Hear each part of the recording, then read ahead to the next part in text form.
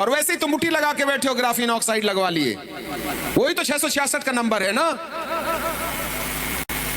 बुटी से graphene oxide plus mobile का 5G radiation equal brain haemorrhage.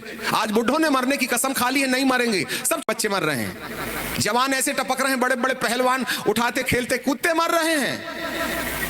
आज बुजुर्गों की मौत नहीं हो रही है। ये क्या चल रहा है सब सिलसिला?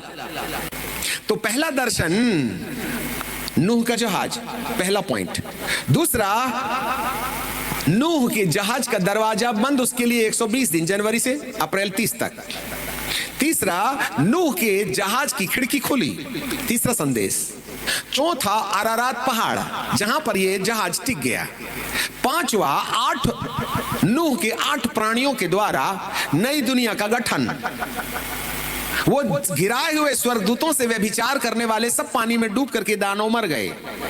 और अब नूह का परिवार एक ऐसा परिवार था जिसके साथ सेक्सुअल इमोरलिटी नहीं थी। और जितने भी लोग उस जमाने में थे, गिराए हुए स्वर्गदूतों के साथ संसर्ग कर करके दानव पैदा करे, और पुरुष भी दानव और स्त्री भी दानव हुआ करते थे, जिसको जलमग्न कर दिया था। वो ह्यूमन ब्रीड नहीं थी, वे डीमन ब्रीड्स थी। और जब से आपने बूटी लगवा ली है, चाहे लड़का हो या लड़की हो, यदि वो गर्भ धारण करते हैं तो जिस शरीर में आदमी का डीएनए ग्राफीन ऑक्साइड के द्वारा मर गया है, उसके अंदर ह्यूमन ब्रीड पैदा नहीं होगी। अब हम मानव पैदा नहीं कर सकते हैं, क्योंकि हमारा डीएनए कैंसिल हो गया। इम्यूनिंग सिस्टम बदलने के लिए हमारे इम्यूनिंग सिस्टम को, हमारे खून के अंदर में सैनिकों को मार डाला गया, और आर्टिफिशियल सैनिकों ने कमाल संभाली है। इसलिए माँ बाप बनने वाला डीएनए खत्म हो गया, और हमारे द्वारा हमारे शरीर के अंदर में जो सैनिकों अर्थात बीमारियों से लड़ने वाले सैनिक हैं, जो आर्टिफिशियल है, इसलिए बूस्टर डोज की जरूरत होती है। और आपके अंदर में अभी जो महामारी लाई जाएगी, जब आप पटापट बीमार पड़ेंगे, तो आपके लिए अगली सांप के अंडे से निकली, सांप के डीएनए से बनी हुई बूटी तैयार है, उसमें ग्राफीन होगी, और अगली 5 और लगेगी, और 8 के बाद में आप इंसान नहीं रह पाएंगे। ये मानव डीएनए के साथ हस्तक्षेप है। समझ सकते हैं? समझ ले। आज कुछ ही मिनट के बाद में इन तमाम डीमन स्पिरिट के साथ हम प्रार्थना करने में कुछ समय गुजारेंगे। यस, आपको मालूम हमारा डीएनए बिगड़ चुका है, और अभी और बिगड़ेगा। उद्देश्य एनी हाउ, हर व्यक्ति के अंदर में ग्राफीन होना जरूरी है, और यदि ग्राफीन नहीं होगा तो आप सैटेलाइट के कनेक्शन में नहीं जाएंगे, आपका टावर मिलना चाहिए ना। हाँ, we can not connect with the internet, satellite से जुड़ेंगे नहीं। वन वर्ल्ड गवर्नमेंट कैसे रूल करेगा? आपको मालूम है? आपको नहीं मालूम? चलो बाद में सुनना। समय खराब हो गया है। अब ये 20 करोड़ दुष्ट आत्माएं निकली हैं, ये मरिया लाएंगी, आग लाएंगी, ये सब राजाओं के माथे में बैठी हैं। और नहीं है तो बाइबल में से आप बहुत स्पष्टता से देख सकते हैं। मैं आपके लिए 2 लाइन पढ़ के बता दूं, 16वें अध्याय में और उसके 11वें पद में, और book of Revelation chapter 16 and verse 13। और मैंने अजगर के मुंह से और पशु के मुख से और दुष्टा और झूठे भविष्यवक्ता के मुख से 3 आत्माएं मेंढक के रूप में निकलती हुई देखी। और ये चिन्ह दिखाने वाली आत्माएं हैं, जो सारे संसार के राजाओं के पास निकलकर इसलिए जाती हैं कि सर्वशक्तिमान परमेश्वर के बड़े दिन की लड़ाई के लिए इकट्ठा करें। 135 देश के लोगों ने अभी प्रोजेक्ट सैंक्शन कर लिया,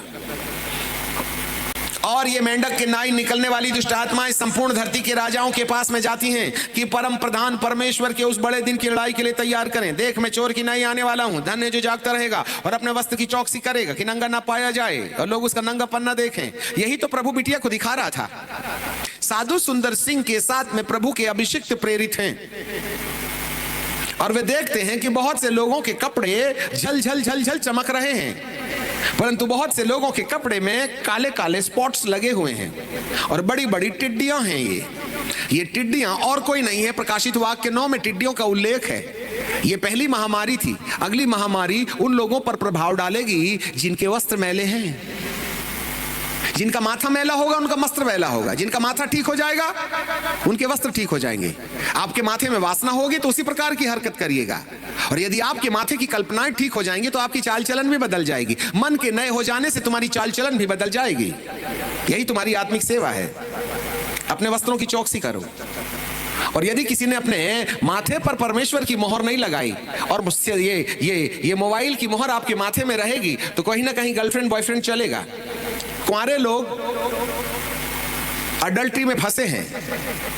और शादीशुदा लोग फॉर्निकेशन, विवाहित दशा में अपनी स्त्री को छोड़कर किसी और स्त्री को लाइन मारना फॉर्निकेशन। अविवाहित दशा में लड़का लड़कियां पाप करें उसको अडल्ट्री बोलते हैं। चाहे अडल्ट्री हो या फॉर्निकेशन हो, मेरा परमेश्वर जरा बर्दाश्त नहीं करेगा। सदोम और गमोरा के समान आग गिरना तय है। सॉरी टू से, समय नहीं है, घड़ी बहुत तेज चल रही। अपने वस्त्रों की चौकसी करो। जिसके माथे में मोहर होगी उसके वस्त्र शुद्ध होंगे, नहीं तो टिड्डियां डसेंगी। तेजस्वी कलीसिया जिसमें न दाग न झुर्री न कोई ऐसी वस्तु जो परमेश्वर के स्थान ले ले, वह निष्कलंक को निर्दोष।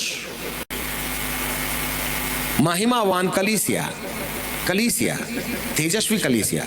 समाचार तेजस्वी सुसमाचार। स्त्री जच्चा, जच्चा का बच्चा ऊपर, स्त्री जंगल में। अब तुमको जहां जाना है वहां जाओ, हमारी ड्यूटी खत्म। यदि अगली महामारी से बचना है अपने वस्त्रों को धोना पड़ेगा। इसी के लिए अंतिम वर्षा है। 2/3 मरेंगे, 1/3 बचेगी। पवित्र आत्मा की आग से रुपया और सोने की तरह ताएगा और कलीसिया की स्त्री से जच्चा के रूप में बदल देगा। अब आपको कलीसिया के अंदर जच्चा बनना है और माँ के कोख में रहकर, कलीसिया के अंदर रहकर प्रेरिताई और भविष्यवक्ताई शिक्षा के आधार पर अपनी जिंदगी को वचन के अनुसार रूपांतरित करने का अभ्यास देना है। आत्मा के चलाए चलोगे तो परमेश्वर के पुत्र कहलाए जाओगे।